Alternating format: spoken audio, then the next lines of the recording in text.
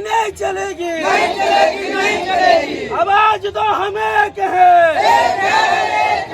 मंगलवार को पूर्व निर्धारित अनिश्चितकाल चक्का जाम कार्यक्रम के तहत विस्थापन, पुनर्निवास, नियोजन, सुरक्षा व अन्य मांगों समस्याओं को लेकर पुटकी 17 नंबर में संचालित गोपालीचक कोलियरी की कोयला उत्खनन परियोजना एसटीजी आउटस्कोर सिंह को ग्रामीणों ने लगभग 10 घंटे तक काम बाधित कर चक्का जाम कर दिया गया। साथ ही बीसीसीएल व प्रबंधक के विरुद्ध जमकर नारे लगाए गए।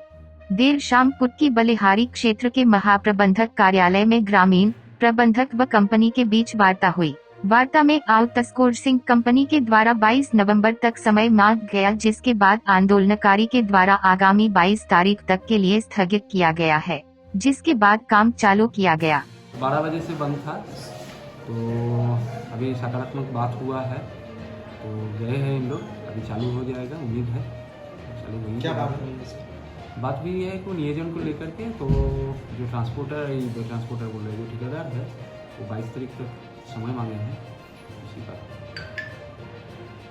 अनिश्चितकालीन चक्का जाम किया गया था।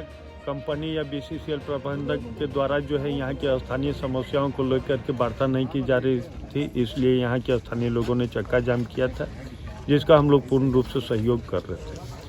आज प्रोजेक्ट चक्का जाम के दौरान प्रोजेक्ट ऑफिसर साहब के द्वारा जो है बातचीत करने का जो है निवेदन किया गया, तो और पीबी एरिया के जीएम साहब के कार्यालय में उनके उपस्थिति में आज वार्ता हुई, जिसमें कंपनी के जीएम भी मौजूद, प्राइवेट कंपनी के जीएम भी मौजूद थे। उन लोगों ने हमारी सारे जो भी यहाँ की जन समस्याएं हैं, सारे समस्याओं को सुना। एक एक बिंदु पर बड़ा विस्तार पूर्वक चर्चा हुआ है और इन लोगों ने आश्वासन दिया है कि इन समस्याओं का निदान हम लोग बहुत जल्दी करते हैं। रह गया सुरक्षा का, इसका जो है हम लोग तुरंत अभी से ही इस पर अमल करना चालू करते हैं, और रह गया स्थानीय नियोजन वगैरह का बात, तो भी हम लोग 22 तारीख को वार्ता करके जरूर यहाँ के स्थानीय लोगों को नियोजन देंगे।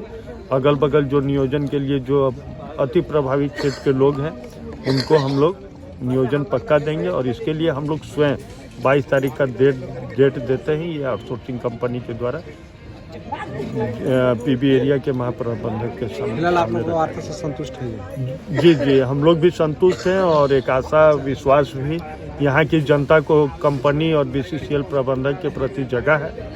इसलिए हम लोग 22 तारीख तक या आने वाले दिनों में उनके द्वारा किए जा रहे सकारात्मक पहल का उम्मीद विश्वास के साथ आज हम लोग जो है चक्का जाम आंदोलन को जो है, अगर कंपनी के द्वारा 22 तारीख को कुछ निष्कर्ष नहीं निकाला गया तो क्या होगी अगले कदम? तो फिर चक्का जाम होगा। अनिश्चितकालीन जरूरत पड़ेगा तो कंपनी भगाओ अभियान हम लोग चलाएंगे। जी, मैं भानु प्रताप, पूर्व प्रखंड प्रमुख, धनबाद। आज इस कार्यक्रम जो यहाँ स्थानीय मुद्दा को लेकर के चक्का जाम का आंदोलन जो पूर्व निर्धारित कार्यक्रम था, उसमें हम लोग समर्थन के रूप में यहाँ के आम जनता के बीच में आए। सबसे मुख्य समस्या है कि यहाँ जो अवैध तरह से माइंस चल रहा है, जो खनन हो रहा है, जो इधर उधर ओबी डंप किया जा रहा है, यहाँ के लोगों का सुरक्षित नहीं। यहाँ पूरा धूल गर्दा, धनबाद ऐसे ही प्रदूषित शहर है, और उसके बाद प्रदूषण है, और जस्ट बगल में देखिए इतने लोगों यहाँ निवास कर रहे हैं, उनको असुविधा हो रहा है। प्रबंधक द्वारा उनको उचित स्थान पर ना उनको किया जा रहा है, ना उनका कुछ नियोजन दिया जा रहा है कंपनी में। सब गरीब तबके के लोग हैं, उनके साथ अन्याय हो रहा है, उसी का समर्थन में हम बैठे। राजू सिंह, उप प्रमुख, धनबाद सदर प्रतिनिधि। यहाँ पे आप लोग बैठे हुए हैं, इस पर क्या कहना चाहिए? ऐसा है कि एक बात सुन लीजिए, बीसीसीएल का माइंडसेट डायरेक्टर के स्तर पर ये हो गया है कि हम ज़मीन का अधिग्रहण नहीं करेंगे। ज़मीन का अधिग्रहण से तात्पर्य ये नहीं है कि जिसकी ज़मीन है उन्हीं को विस्थापित करना है। वैसे लोग जिनका ज़मीन पर विधिक अधिकार नहीं है, कोई मान्यता प्राप्त अधिकार नहीं है, वैसे लोगों की स्थिति काफ़ी खराब हो जाती है। और कानून बोलता है कि वैसे लोगों को आर्थिक लाभ के साथ साथ अन्य लाभ भी देने होंगे। ये चीज़ देने से बचने के लिए बीसीसीएल एक बात बोलती है कि जहाँ भी लोगों का किसी प्रकार का कोई दावा हो, वहाँ पर बीसीसीएल भी दावा करे और मामले को डिस्प्यूटेड बना दे। तो अब परेशानी क्या है कि जहाँ BCCL की भी दावा है और प्रभावितों का भी दावा है, तो वहाँ गरीब गुरबा जो 100-50 रुपया खर्चा करने से मतलब परेशान हो जाते हैं, वैसे लोग हैं। और उसके विपक्ष में BCCL जैसी आर्थिक रूप से, प्रशासनिक रूप से शक्तिशाली कंपनी और साथ में आउटसोर्सिंग जो करोड़पति अरबपति कंपनी रहती है। तो ये लड़ाई जो है गरीबों और आर्थिक रूप से सबल सक्षम लोगों के बीच की है।